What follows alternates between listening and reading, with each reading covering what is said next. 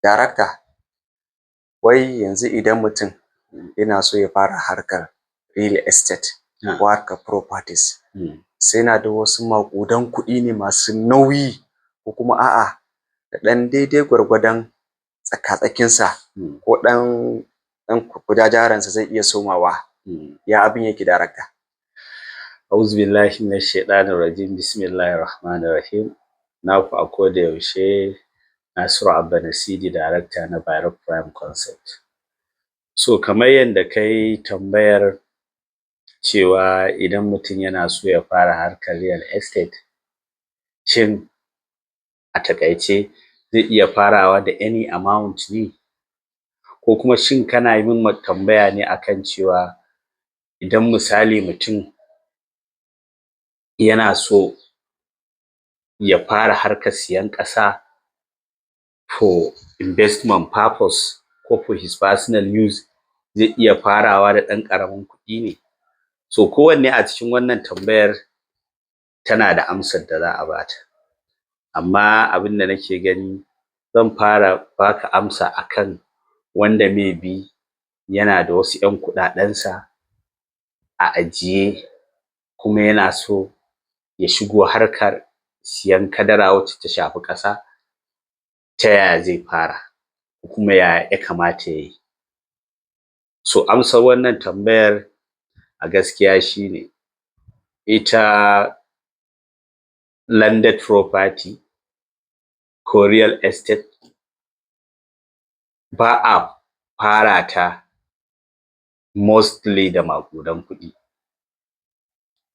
Abin da yake faruwa wanda yake mai muhimmanci a ciki shine interest ko zeal ko feeling na cewar kana so ka mallaki ƙasa, kai ma ka fara mallakar ƙasa taka. Wato ra'ayi ko kuma sha'awa na shiga harkar kenan. Na jin cewa ya kamata kai ma a ce yau ga shi ka mallaki wata ƙasa, either gida ko fili ko wani abu da ya shafi makamantansu. So in dai Allah ya sa kana da wannan interest ɗin, kana da wannan will ɗin, ma'ana kana da wannan sha'awar, so with any amount za ka iya farawa. Amma dai almuhimmu shine ya zamana kana so ka mallaka. Saboda ita al'adar mallakin ƙasa, yawanci mutane suna mallakar ta ne a lokacin da ba sa so. Ba sa son su fidda kuɗi. So sau da yawa za ka ga in Allah ya taimaki mutum aka ce ma yau ga shi yana da fili 1, 2, 3, 4, 5, in sha Allah in ka tambaye shi za ka ji ya ce ma lokacin da na sai wannan, na fara siyan wannan, ana ce min kaza in siya ina ƙi ina daddagewa ina ba na so, amma dai da na fitar ka ga yanzu ga shi har ya zama kaza. So almuhimmu shine will, na ɗaya kenan.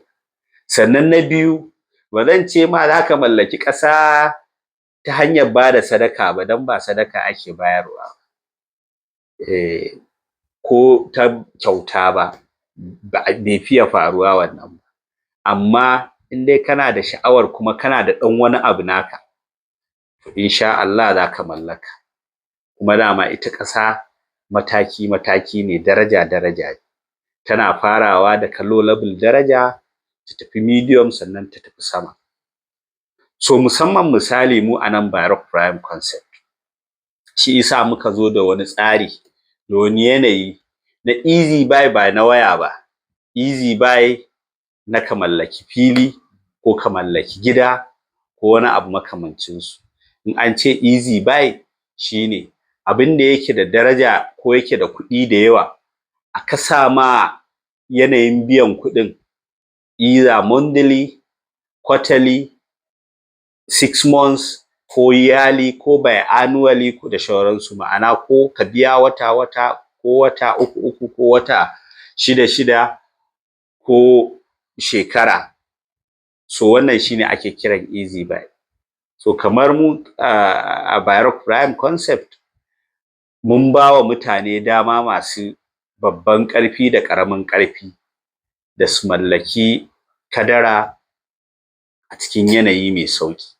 Abin da nake nufi mai ƙaramin ƙarfi ka ga zai iya mallakar fili guda ɗaya ya biya 200,000 as initial deposit, sannan ya raba ragowar payment ɗin har zuwa wata 25, ma'ana shekara 2 da wata 1.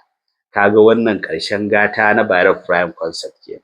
Idan kuma kai mai babban ƙarfi ne, kaga ba ana maganar ka mallaki fili ɗaya ba kenan, ana mallakar wanda zai iya mallakar fili 1, 2 har zuwa 10 ko 10, saboda kana da ƙarfi.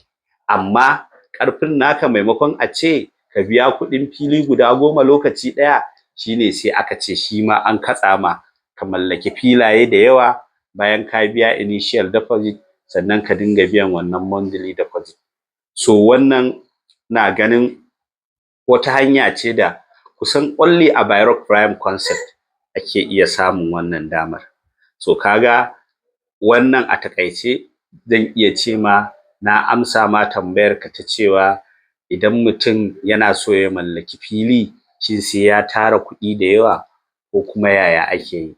So amsar da na baka shine ba wai dole sai ka tara kuɗi da yawa ba, da kaɗan kaɗan zaka iya mallakar fili.